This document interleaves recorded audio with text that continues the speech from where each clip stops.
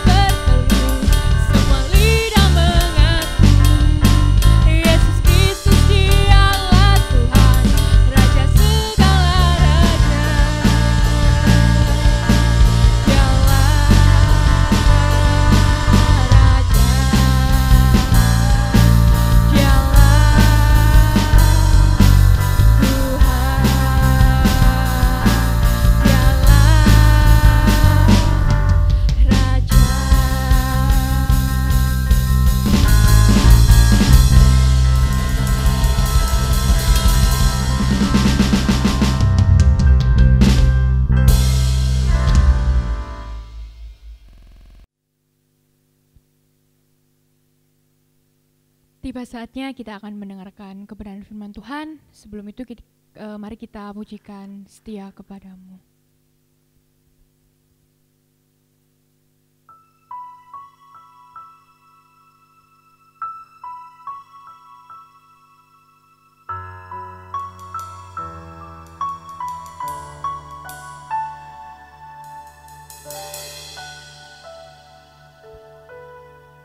Maafkan aku, ampuni aku.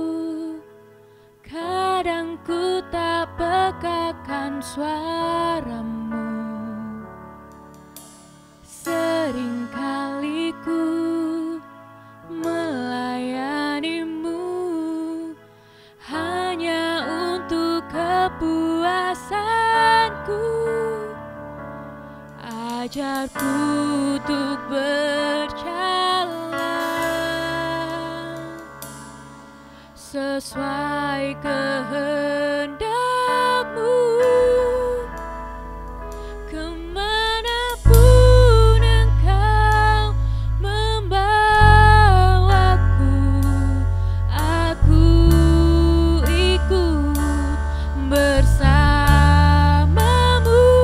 Dan apapun jua yang Kau mau, ku kan turut kehendak-Mu.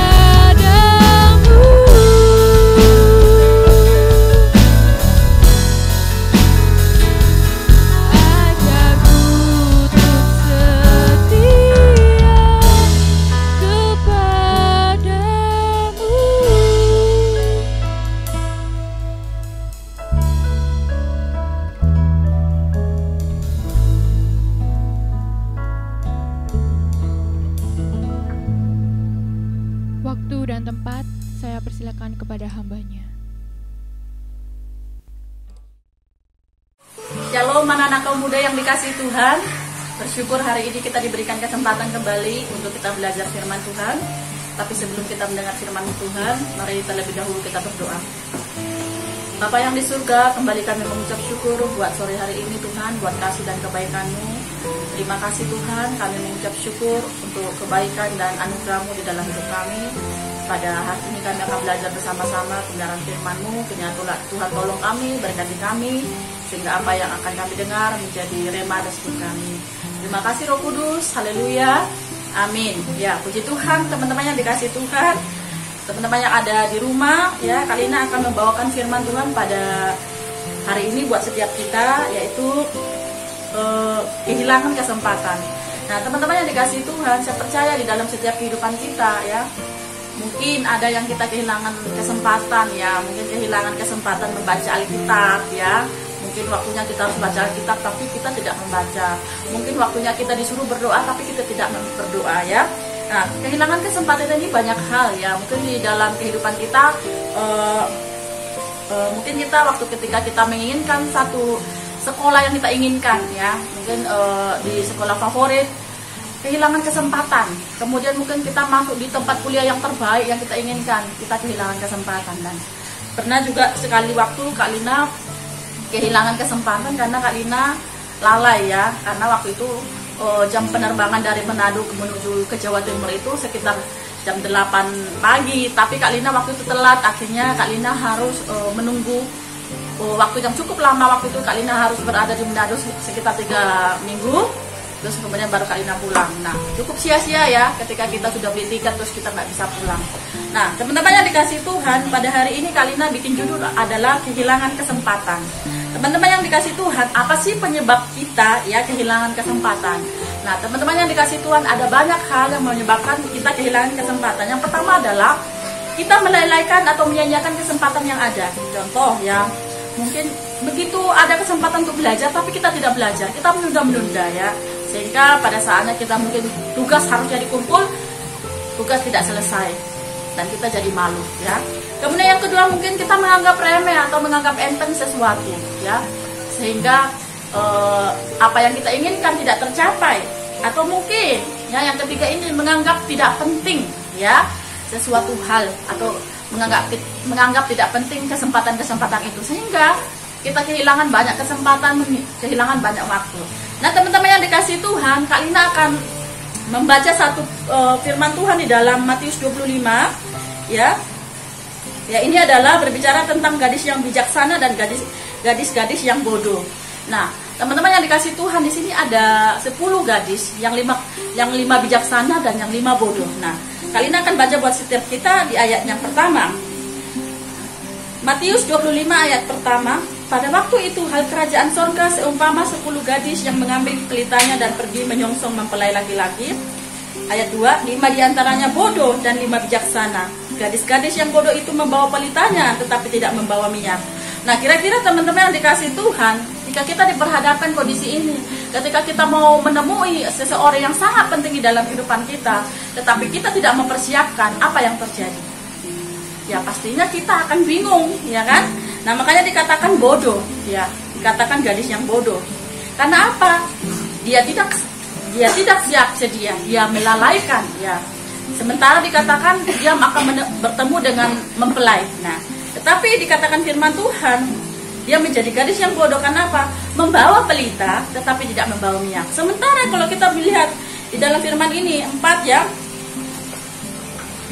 sedang gadis-gadis yang bijaksana itu membawa pelitanya dan juga minyak dalam buli-buli mereka. Nah, teman-teman yang dikasihi Tuhan, gadis bijaksana ini membawa pelita dan juga minyak, teman-teman yang dikasihi Tuhan. Makanya saya katakan tadi, apa penyebab kita kehilangan kesempatan? Yang pertama adalah menyanyiakan, ya, atau kita menganggap itu tidak penting, ya. Akhirnya di kemudian hari kita menyesal, ya. Maka kita melihat di dalam firman Tuhan di ayat yang kelima dikatakan, tetapi karena mempelai itu lama tidak datang-datang juga, mengantuklah mereka semua lalu tertidur. Nah, inilah yang terjadi di dalam kehidupan kita. Seringkali ketika firman Tuhan datang kepada kita, mungkin dikatakan, ayo baca firman, Ayo baca firman, ayo kita berdoa. Tetapi kita sering kali lalai. Sering kita menganggap bahwa saya masih muda kok. Belum waktunya. Ya. Yang baca firman, yang berdoa syafaat itu bukan saya, tapi orang tua saya. Ya. Kita kadang-kadang mencari alasan-alasan tertentu sehingga kita tidak mendapatkan kesempatan, untuk kita tidak mengambil waktu atau mengambil kesempatan-kesempatan yang sudah hilang. Tetapi pada saat ini kita harus belajar dari gadis yang bijaksana ini, teman-teman yang dikasihi Tuhan, di mana mereka mempergunakan kesempatan-kesempatan yang ada untuk mempersiapkan pelita dan minyak-nya. Nah, baiklah, di dalam kehidupan kita juga seperti itu. Jangan kita lalai, ya. Tetapi kita mengutamakan Tuhan di dalam kehidupan kita. Kemudian firman Tuhan di ayat yang ke-6 dikatakan, waktu tengah malam terdengarlah suara orang berseru, mempelai datang, songsonglah dia. Nah, teman-teman yang dikasihi Tuhan, kita tidak tahu kapan waktunya Tuhan. Kita tidak tahu kapan Tuhan datang. Kita tidak tahu, firman Tuhan katakan bahwa Tuhan itu datang seperti pencuri. Nah, sehingga kita harus mempersiapkan diri kita. Ketika firman datang kepada kita, mari kita mau dengarkan. Ketika firman Tuhan katakan melayani dengan sungguh, kita mau melayani Tuhan dengan sungguh. Mungkin pelayanan yang dimaksud bukan kita harus berkhotbah, mungkin bukan kita harus WL, mungkin kita nggak harus jadi singer. Tetapi melayani Tuhan ketika kita bangun pagi, kita layani Tuhan. Kita baca firman-Nya, kita berdoa. Kita berdoa untuk orang lain, kita berdoa syafaat buat orang lain, mungkin buat keluarga. Ini juga satu pelayanan yang penting di dalam kehidupan kita. Teman-teman yang dikasihi Tuhan, dikatakan waktu tengah malam terdengarlah suara orang berseru, karena mempelainya datang. Tetapi di ayat yang ke-7 dikatakan, gadis-gadis itu pun bangun semuanya, lalu membereskan pelita mereka. Di ayat 8, gadis yang bodoh berkata kepada gadis-gadis yang bijaksana, berikanlah kami sedikit dari minyakmu itu, sebab pelita kami hampir padam. Nah, teman-teman yang dikasihi Tuhan, ada banyak saat-saat ini, ya, umat Kristen, bahkan pemuda Kristen yang mulai padam imannya di dalam Tuhan, tidak lagi mencari Tuhan, tetapi mencari kesenangan. Maka kita baca di dalam Lukas 21 ayat 34, firman Tuhan berkata, Lukas 21 ayat 34.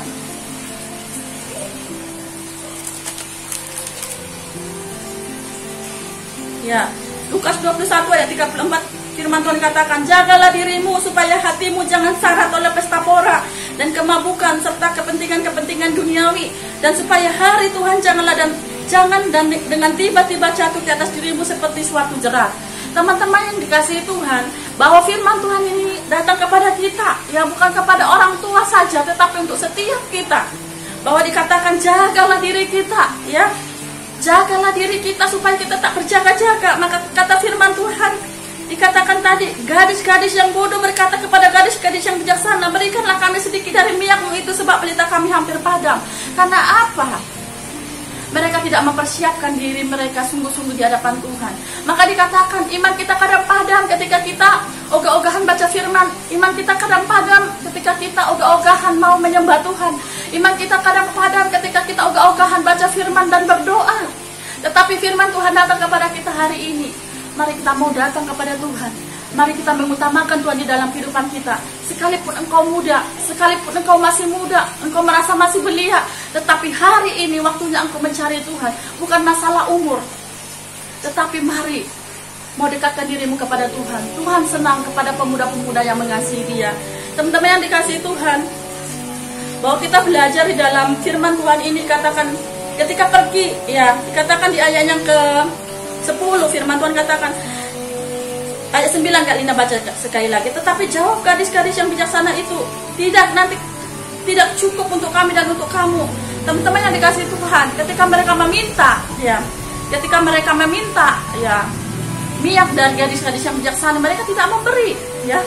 Malah mereka disuruh pergi membeli, ya. Di ayat 9 dikatakan, tetapi jawab gadis-gadis yang bijaksana itu, nanti tidak cukup untuk kami dan untuk kamu. Lebih baik kamu pergi kepada penjual minyak dan beli di situ.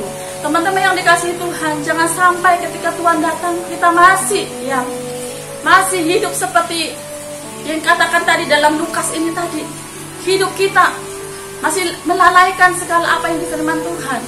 Firman Tuhan katakan. Tetapi mari teman-teman yang dikasihi Tuhan, ketika firman itu datang dalam hidup kita, kita mau lakukan itu. Ketika firman itu menegur kita, mari kita mempersiapkan diri kita untuk memperbaiki diri kita lebih baik.